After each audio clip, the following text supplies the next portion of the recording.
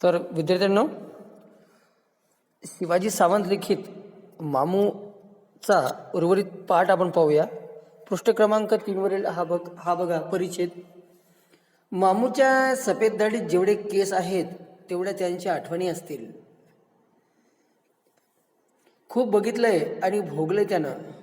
महाराजांचा मुक्काम पन्हाळ्यावर पडला तर मामूला भल्या पहाटे उठून साथीदारांसह 14 मैलाची पायपीट करावी लागली. पण ही आठवण सांगताना कुठं वेदनेची कळ त्यांच्या दाढीधरी चेहऱ्यावर तरळत नाही. उलट एका सच्च्या सेवकाला शोभेल अशी अभिमानाची झालर त्यांच्या मुखड्यावर उतरते. डोळे किलकिले करत भोळ्या आक्रसून त्यांच्या बुड्या देहातील उमद मन बोलून जातं. सर, फाटेचं धुक्यातनं पन्हाळ्यावर चढणं लय गमतीचं. आता वाटतं पण नाही झेपत. बघा, मामूची सफेद दाढी म्हणजे काय? मामूचे जे दाढीवरचे केस जे आहेत ते पांढरे,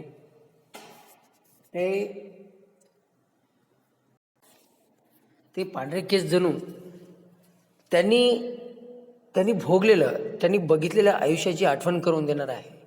लोक म्हणतात की उगेच माझे केस पांढरे झाले नाहीत, अर्थात काळ्याचे पांढरे झाले म्हणजे त्यामागे त्यांचा अनुभव दांडगा असतो.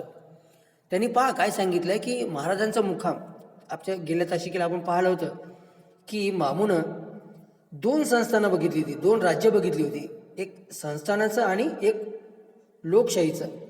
म्हणजे कोल्हापूर संस्थान आणि लोकशाहीचं ह्या दोन्हीचा संगम म्हणजे मामू आहेत. मामूने सांगितलं होतं, पहा एकदा घडलेला प्रसंग त्यांनी सांगितला की महाराजांचा मुक्काम पन्हाळ्यावर पडला तर मामूला काय करावं लागलं. आठवण सांगताना त्यांच्या चेहऱ्यावर कुठल्याही प्रकारची वेदना किंवा वेदनेची कळ त्यांच्या चेहऱ्यावर दिसत नव्हती. उलट त्यात एक शौकाला शोभेल अशी अभिमानाची झालर त्यांच्या चेहऱ्यावर अर्थात मुकड्यावर दिसत असे. पहा, आणि जो त्याने ती पन्हाळगड त्यांनी चढला, त्या चढण्यात जी गंमत होती ती आता होत नाही. का? आता वय झालंय त्यांचं की ते आता फारसं चढता येणार नाही, गुडघे दुखतात, ह्या इतर ज्या काही सगळ्या गोष्टी आहेत त्यांचं वर्णन यांनी केलं आहे. पुढे बघा.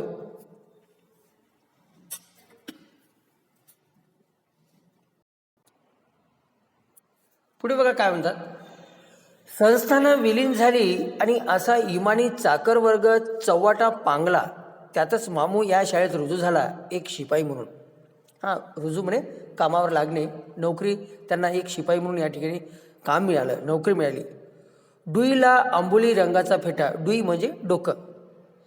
अंगात नेहरू शर्टावर गर्द निळं जॅकेटाच्या खिशात चांदीच्या साखळीचं एक जुनं पॉकेट वॉच, खाली घेराची आणि घोटा म्हणजे गुडगा, चुन्या असलेली तुमान, पायात जुना पुराणा पंपशू हा मामाचा पोशाख.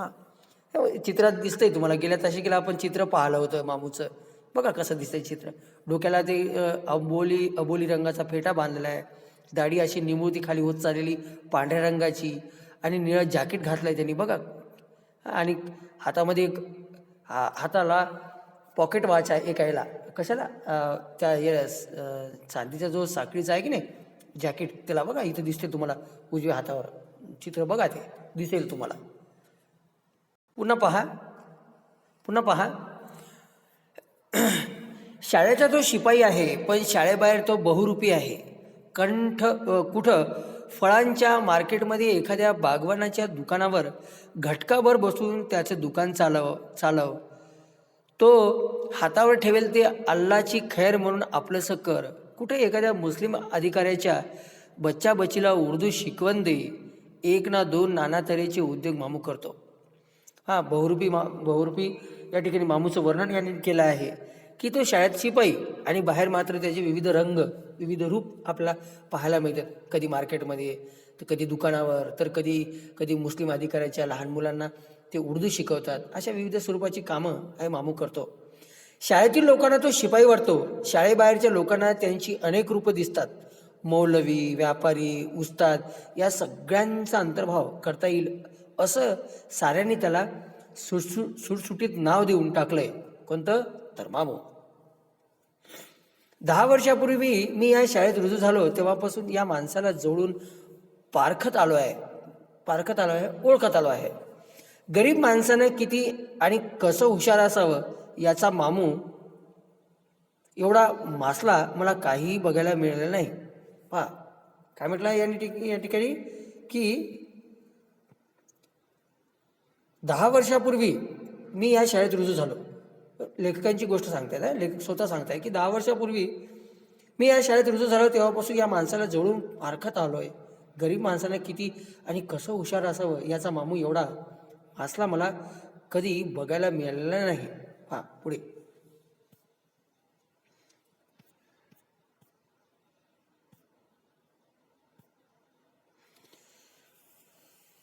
लेखकाला आलेला अनुभव ते पुन्हा या ठिकाणी विशद करतात की मी मामूच्या घरी गृहप्रवेशाच्या कार्यक्रमाला गेलो. त्याची कर्तबगारी बघून खूप समाधान वाटलं. मामूनं केलेल्या कष्टमय चाकरीचं फळ म्हणून असेल, पण त्यांची सगळीच मुलं गुणवान निघाली. पैसा कमावतात म्हणून माज नाही.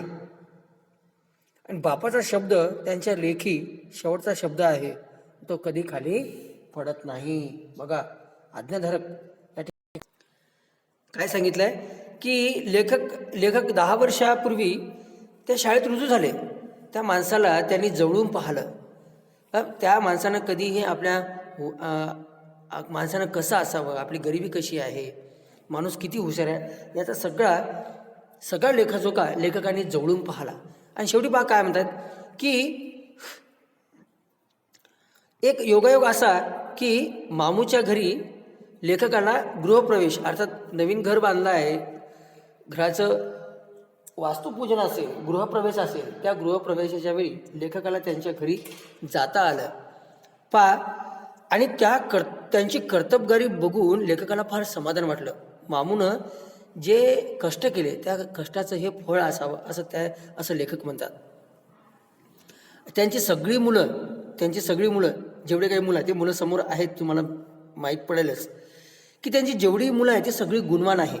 पण त्या गुणवान मुलांमध्ये कधीही अहमपणा नाही आहे, कधी कुठल्या गोष्टीचा गर्व नाही आहे. तरी ही मुलं आजही कमावते असलेले असून सुद्धा ते बापाचा शब्द कधी खाली पडू देत नाहीत. अर्थात कधी अर्वाच्य शब्द त्यांच्या तोंडून निघत नाही किंवा बापाला उलट बोलत नाहीत.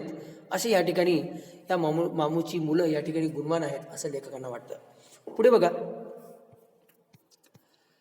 असंच एकदा मामूच्या घरी त्यांच्या दुसऱ्या नंबरच्या मुलाचं शादी मुबारक निघालं. शादी मुबारक अर्थात लग्न.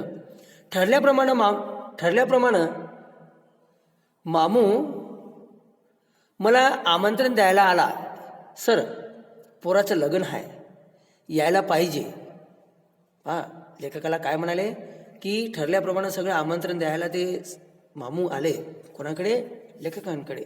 आणि ते म्हणाले की सर, पोराचं लग्न आहे आणि तुम्हाला यायला पाहिजे. मामू, तुमच्या पोराचं लग्न आहे तर न येऊन कसं चालेल? नक्की. मी उत्तर दिलं. लेखकाने सांगितलं की तुमच्या मुलाचं लग्न आहे आणि आम्ही न आलेलं कसं चालेल, तेव्हा मला येणं अनिवार्य आहे आणि मी नक्की येणार. एका मित्राला घेऊन संध्याकाळी शादीच्या मंडपात गेलो.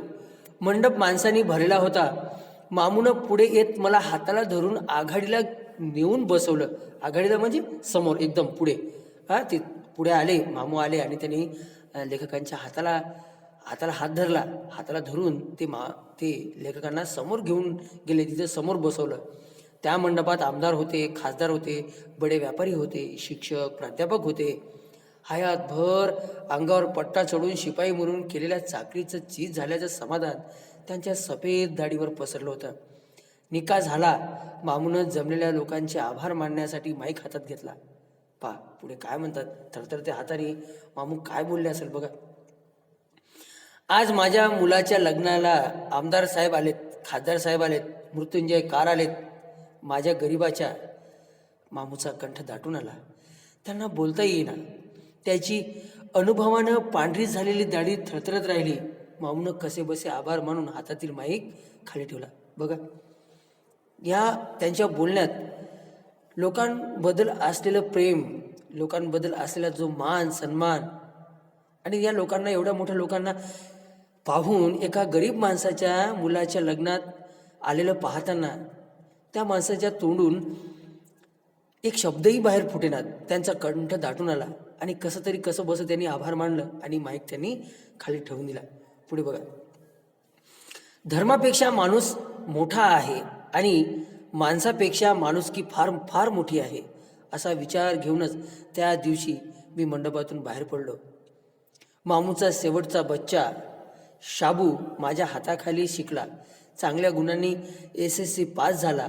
तो पास होताच मामूचं माझ्या मागचं लडकं लागलं म्हणजे मागे एक सारखं हे करा ते करा असं पहा पुढे काय सांगितले. सर, साबूला कुठेतरी चिकटवा म्हणजे कुठेतरी कामाला लावून द्या या अर्थाने त्यांनी काय त्यांच्या मागं लडकं लावलं. माफ करा, लकडं लावलं म्हणजे तगादा लावणे एखाद्या गोष्टीचा की असं करा सर, तसं करा सर, माझ्या मुलाला लावून द्या सर, माझ्या मुलाला कुठं काम पाहून द्या सर. का तर त्यांचा मुलगा चांगल्या गुणांनी SSC पास झाला होता, 10वा वर्ग पास झाला होता. आणि तो लहान शेवटचा मुलगा, त्याचं नाव होतं शाबू.